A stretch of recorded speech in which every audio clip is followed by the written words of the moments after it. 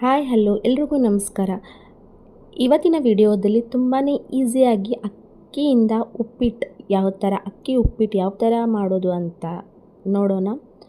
ಒಂದು ಕುಕ್ಕರಲ್ಲಿ ಸ್ವಲ್ಪ ಎಣ್ಣೆ, ಈರುಳ್ಳಿ, ಟೊಮ್ಯಾಟೊ, ಜೀರಿಗೆ, ಸಾಸಿವೆ ಎಲ್ಲವನ್ನು ಹಾಕಿ ಫ್ರೈ ಮಾಡಬೇಕು. ನಾವು ಯಾವ ಥರ ರವೆ ಉಪ್ಪಿಟ್ಟು ಮಾಡ್ತೇವೋ ಅದೇ ಥರನೂ ಅಕ್ಕಿ ಉಪ್ಪಿಟ್ಟು ಮಾಡೋದು. ಇದನ್ನು ಕುಕ್ಕರಲ್ಲಿ ಮಾಡಬೇಕು.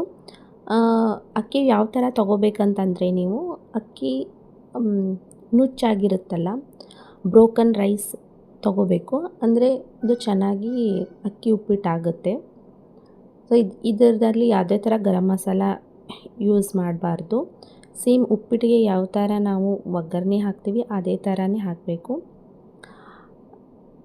ಈರುಳ್ಳಿ, ಟೊಮ್ಯಾಟೊ ಹಾಗೆ ಕರಿಬೇವು, ಕೊತ್ತಂಬರಿ ಹಾಕಿ ಫ್ರೈ ಮಾಡಿ ನೀರು ಹಾಕಿ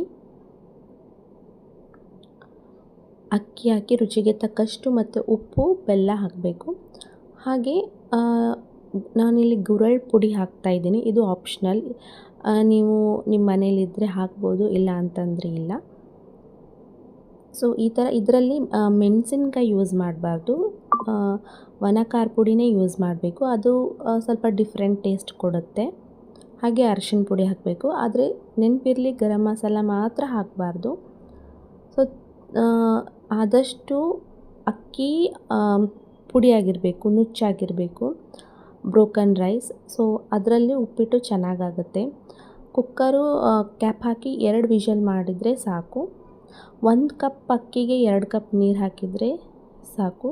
ಚೆನ್ನಾಗಿ ಅಕ್ಕಿ ಉಪ್ಪಿಟ್ಟು ಬೆಳಗಿನ ನಾಷ್ಟಾಗೆ ತುಂಬಾ ಸಾಫ್ಟಾಗಿ ಆಗುತ್ತೆ. ನೀವು ಒಂದು ಸತಿ ಟ್ರೈ ಮಾಡಿ.